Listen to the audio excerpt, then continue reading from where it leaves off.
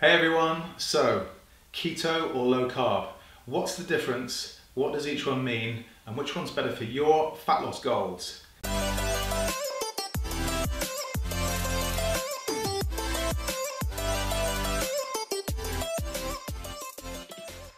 Here we have a lovely selection of low carb and keto friendly foods.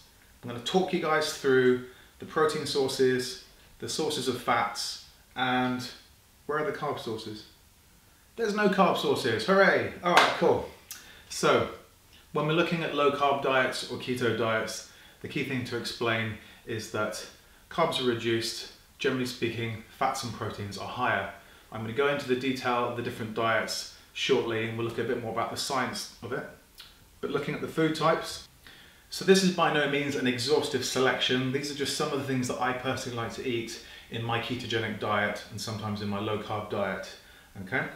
I tend to favour slightly fattier protein sources because in these diets it's important to get more of my energy from fats. So when I'm looking at meat, I like to eat red meat. So I've got a nice piece of steak here. Steak's going to be between 10 and 20% fat.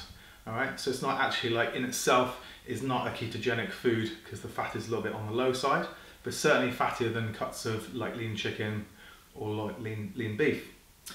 Another favourite of mine is processed meats.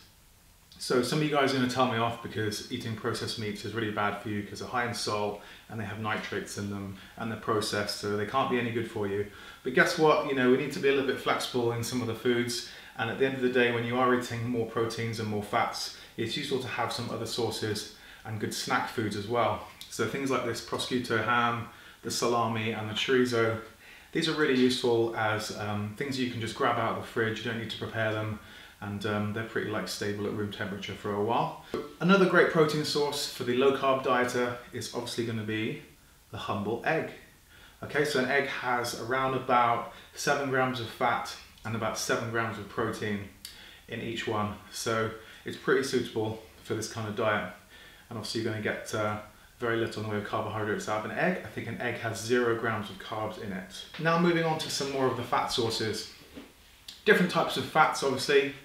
Broadly speaking, we have saturated fats. Saturated fats are mostly found from animal sources and also in eggs.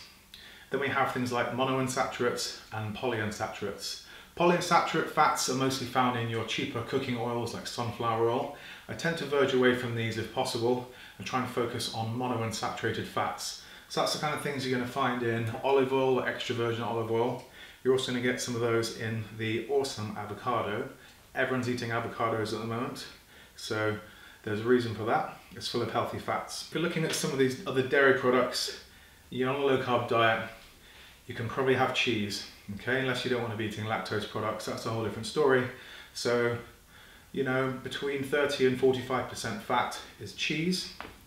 You've got your stronger cheeses here, and also we have butter. Butter's a great little fat source. It's one of these things like modern trend is to have butter instead of like margarine or full fat butter rather than like reduced fat butter. Okay, again, we're bringing the fat content up in these diets, okay, and bringing the carb sources down. So all the things that you might have previously been afraid of eating because you think they're going to make you fat or they're fattening, those rules go out the window when you bring in the carbs down nice and low. Okay, at the end of the day, you still need to be in a calorie deficit. And if you guys have seen my other video which explains about calories and macros, and there's a little link up there and you can click on that video if you haven't yet seen it, it'll explain about the importance of a calorie deficit. So you still need to be in a calorie deficit if you're going to lose body fat, but by eating these seemingly banned food types, you can still achieve optimal body composition. Looking at snack foods now, it's really often quite hard for people to adhere to their low carb diet when they are out and about, they just want to grab foods and go. I've given you examples of some of my favourite snack foods. So what I'd say is my number one go-to resource is nuts. And I want my raw nuts, not roasted nuts. Here I've got Brazil nuts. Brazil nuts are around about 50% fat. And we have cashew nuts. Cashew nuts are a little bit lower in fat, a little bit higher in carbs.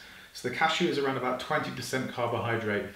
So in itself, you couldn't have a ketogenic diet which was entirely composed of cashew nuts, because on a ketogenic diet, the official ketogenic macros would be 10% or lower. but you can certainly snack on these as long as you don't go crazy. Everyone loves cashews because they're so.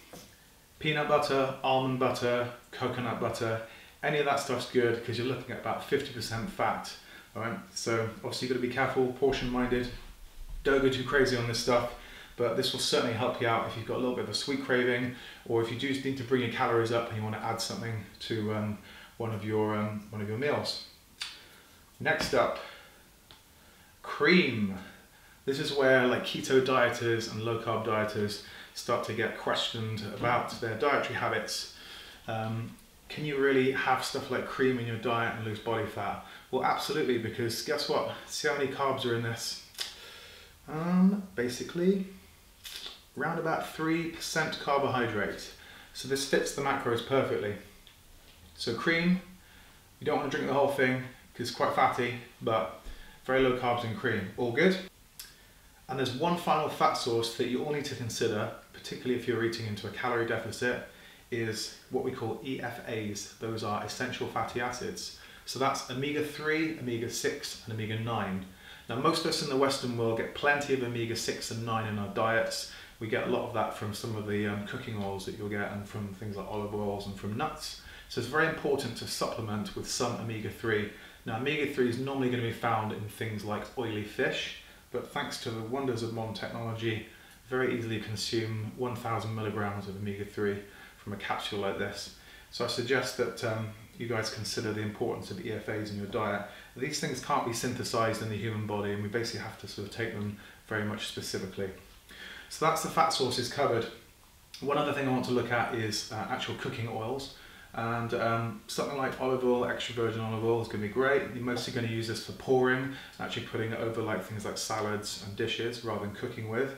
I personally like to cook with coconut oil. Everyone knows coconut oil. Coconut oil is actually a type of saturated fat, but don't let that put you off because it's a MCT. That's a medium chain triglyceride. So the way that this works is that when your body digests it, it's very readily used as energy. It's very unlikely to be stored in the body. That's why coconut oil is super popular. And also it has got a fairly pleasant taste if you like coconuts. So those are some of the food types that you might find associated with low carb keto diets. One thing I would say is that some of them may be a little bit more leaning towards, I think, ketogenic dieting, and some are leaning a little bit more towards low carb dieting. What I would say is the things that are obviously higher in fat and maybe you might consider a little bit more off limits on a normal diet, that's the sort of stuff that you're going to want to put into your ketogenic diet plan. Because in the ketogenic diet plan, you need that fat up to like 70% of your macros. So to really get things like that, you've got to start looking at having maybe things like cream, things like nuts, maybe using extra oils in your food, eating things like cheese, and you know, you've really got to work hard at actually getting the fats in.